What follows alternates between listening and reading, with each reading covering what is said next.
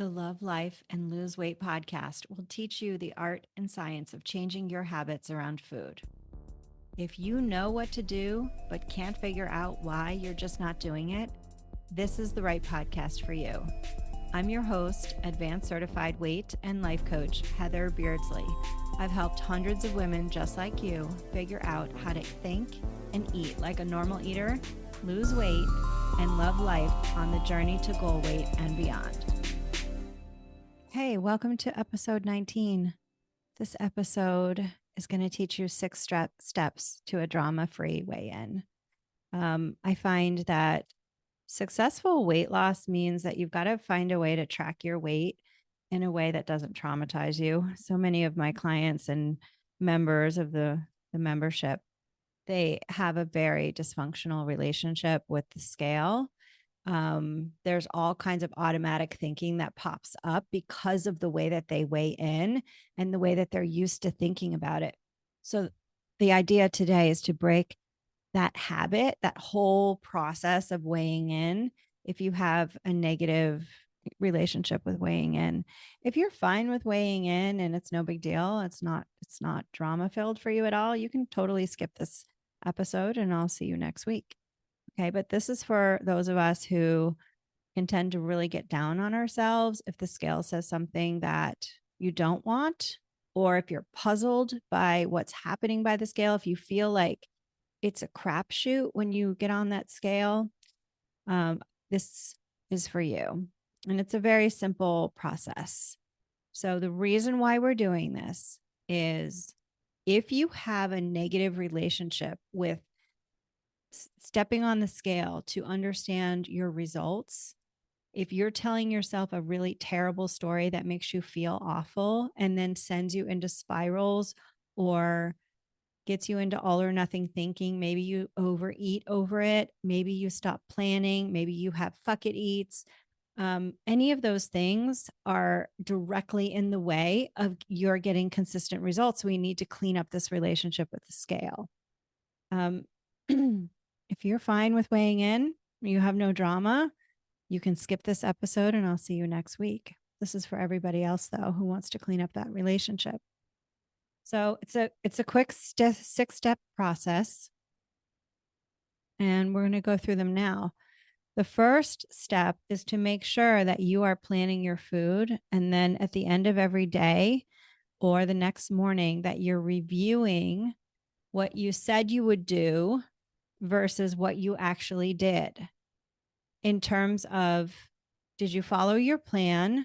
Number one, okay? Whether you did or didn't, that's not actually going to affect your scale results because you could eat something not planned and you can eat it when you're hungry and stop when you're satisfied, and it's just fine. But that is just part of the assessment process. But to the assessment process, what I want you to do for step 2 is to make sure that you're writing down if in your assessment of the day you had an overeat or more than one. So each meal counts as its own overeat. Okay. Each snack, if you ate it when you're not hungry, that's another overeat. Okay. I want you to count each one. Any unplanned wine, that's an overeat. That's how I count it. And you will get much better results if you don't let anything slide.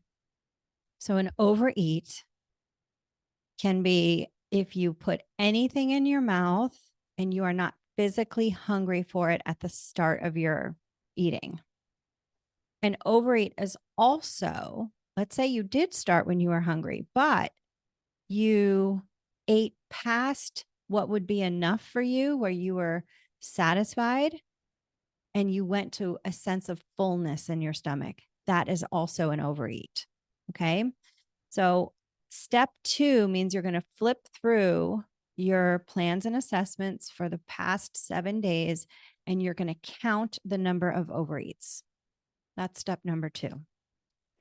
Step number 3 is to collect all your other data. I want you to really consider taking some measurements. If you only want to take one measurement, I want you to take it at your natural waistline. Okay. There's an app out there called the Progress app. you can weigh in through it, and it will keep track of your measurements. And you can even do before and after photos on that app. I recommend it. When I used it, when I was losing my weight, it was very, very helpful for me to see those other changes besides the scale. So, like I said, step 3 is to collect your other data, measurements, progress photo. Now, these are optional, but if you want to do them, go ahead and do them. I recommend it because sometimes the scale doesn't move so much, but our body composition is still changing. It's like moving things around. And sometimes, you can see a result in a measurement that you can really feel good about when the scale won't give you that kind of feedback. I also want you to, no matter what, journal about how you felt in your body and how you felt in your habits that week. So when you flip through the days, I want you to just jog your memory. Oh, yeah, Tuesday, we went out for tacos. Yeah, I probably had one more taco than I could have. I know that was an overeat. Okay, where are the other overeats? Okay, I did great on Thursday and Friday. Actually, I had a great weekend. So it was really only Tuesday and say Thursday that were problematic. And just journal about them and journal about your energy, maybe how you're feeling in your body. If you have any sensitivities to food, that would be a great time to journal on that too. Okay. So now you have reviewed your week. Step 1. Step 2, you've counted your number of overeats. Step 3, you've collected your other data, including your observational data in your journaling about your week. And you have assessed sort of your habits around food and your, if you will, like your performance, like what was the nature of your habits this week around food. Now, step number 4 is to take all of that information, your review, your number of overeats, and all your other data. And I want you to make your best guess or hypothesis, knowing your body the way that you know it, knowing your overeats that you had, if you had them, which I'm sure you had 1 or 2 at least, and make a prediction about what the scale will say based on those things. Okay. That's step number 4. Step number 5. If that's true, let's say when you get on the scale, it does say that number. How do you want to think and feel about that number based on what actually happened, what you were able to do with your habits around food during this week? And maybe that's like, I had one more overeat than I wanted to, but I kept it to like just a few bites. I'm still working on this. My measurements are holding steady, so that's good. And maybe you feel great about maybe the amount of movement you had that week too. And so for the feeling about that, you might feel maybe this scale won't go down a lot, but any loss would be indicative of like how you feel about it, which is, I did pretty good. I'm pretty proud of myself. I'm doing way better than I used to do. I notice a lot of progress in my eating according to, my intuitive cues for hunger and what is enough for me. So that's step 5. Now, step number 6, you're actually going to weigh in. I'm going to get on the scale and just see what the number says. Now, what you're doing is you're giving your brain something else to focus on. You're giving your brain, when you set a hypothesis and you guess at a number that's based on data, then you get on the scale. You're going to compare the number on the scale with the number that you guessed at. And your brain is going to go to work trying to reconcile the two. And basically, this is going to inform your level of intuitive knowing about how your body responds to your habits. So a lot of times, we make wild guesses as to what our body should or shouldn't do based on our agenda to lose weight for most of us as quickly as possible. So we like put this pressure on ourselves and say like arbitrarily, well, I think I should lose 3 pounds in 1 week. Well, we don't actually know with experience what our habits around food need to look like in order to release 3 pounds. So this success step process informs that. Like it gives you a way to go through and see like, okay, these are the sum of my actions, you know, what will it result with when I weigh in? And then you get the actual data feedback to like be like, oh, okay, actually I lost more than I thought with those kinds of habit review. So maybe I'm underestimating how much I would lose. Like, okay, maybe I'm being a little bit conservative. My body is actually releasing more weight than I thought it would. And you do this enough times, you do this 52 times in a year, you're going to be such a better expert at predicting weight loss based on your data, not based on an arbitrary agenda that your body needs to conform to your wishes. You see? So that's the 6-step process to a drama-free weigh-in. I really recommend that you implement this. Maybe you can just jot down the 6 steps, keep it by your scale, or keep it in your journal and just bring it to your scale each week. It really doesn't have to take much time. I mean, flipping through your week for step 1, counting the number of times you overeat, taking measurements, maybe a progress photo, making your guess, and then thinking about what you want to think and feel on purpose. I don't know, at most 15 minutes, at most. If you keep it simple, 5. So it doesn't take much time. And think about this. If you have a really shitty relationship with the scale, where the scale has ruined your day or sometimes your week, and you're really frustrated, the 5 minutes to 15 minutes that you invest in this process will really help you. And that's what step number 5 is really for. Let's say that you go through the process, you make your hypothesis, and the scale says less of a loss than you wanted. Let's say you thought it was going to be a loss and actually it was a slight gain. That is really, I know it sounds annoying, but it's actually a gift because it's showing you the gaps in your knowledge about what you do and how your body reacts in a week. So your expectation does not match what your body is capable, its capacity for doing. So you're missing something. So when it's off like that, when your guess is very different than what the scale says, it means that you just aren't in a close relationship with understanding how your habits, your actual habits, interact and like shake out in the wash at the end of the week. And that's where your work is. So it's kind of like, in that case, I would go back over your review of the last 7 days and really look closer because it means you're missing some things. You could be minimizing some overeats. Maybe you didn't count them, or maybe you forgot. Oh, wait, we went out for ice cream. I wasn't hungry for that. And that was a big ice cream. I totally forgot about that. Like I do that sometimes.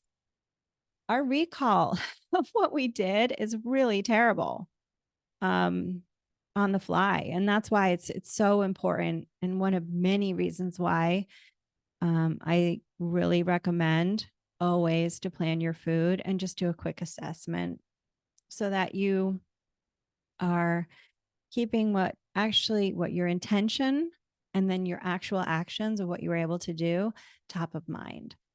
Weight loss is a weekly experiment. And to be a good scientist who runs experiments, you have to keep a close eye on how your experiment is running and all of those different inputs and how they're performing. And that's all this 6-step process is about. It's getting rid of the drama-filled story that we use to beat ourselves up, which takes us off our weight loss game. It distracts us from what's important, which is week to week. I'm either weighing in and getting the results I want, so I know I want to rinse and repeat what I was able to do that week, or If I'm not getting the results I want, I'm looking closer to what I was able to do with my habits around food. And I'm going to look really close. I'm going to ask myself, why was I overeating in that one point? What was happening in the emotional weather of the day? How can I set myself up for success? Next time I'm set up to think I want to overeat in that same situation, how can I better support myself? Because I want to feel, the desire to lose weight and the importance of what I'm doing on the front side of my overeating so I can make a better educated choice. I mean, at the end of the day, just please keep this in mind. If you decide to overeat on purpose, you are miles ahead of just thinking that you have to eat because you feel terrible or to find relief from something that feels hard. Making the intentional choice and having an awareness that you're eating on purpose to feel better is at least choices that you're owning as your own and that you take responsibility for. And that place is a really fertile, rich ground for change. But you kind of have to get to a place of acceptance of what you're doing and be really willing to let go of all the justifications for why the scale doesn't move and instead get really curious about your experiment and how it's creating those results. And then, experimenting with those inputs. So 6 steps for a drama-free weigh in. And of course, it goes without saying, if you don't want to weigh in, of course you can do that too. You can track results at a minimum just by noting how often you overeat in that step number 2. I mean, ask yourself, like me at goal weight, how often does she overeat in a week? What do you think is the truth about you living at that weight and how often you can overeat and stay at that weight? For me, it's probably 1 or 2 times a week at most, because I'm just not that focused on food or wanting more of it. Like food is just like great. And I love all the food I eat, but I don't want to overeat it. So it's not going to be very often. Okay. So you can use your measurements. You can use your progress photos. You can use the frequency of your overeating and just track those. That's totally fine too. But again, just use the same process and just take the scale out of it. Just notice what you actually do and then note what you want the behavior to be, your goal behavior or your goal measurement or your goal photo. Okay. All right. If you have any questions, come on by Thrive in Midlife on Instagram. That's at Thrive in Midlife. And let me know your ahas, your takeaways, your experience with the 6-step process. And we'll keep the conversation going over there. Stay focused and so long.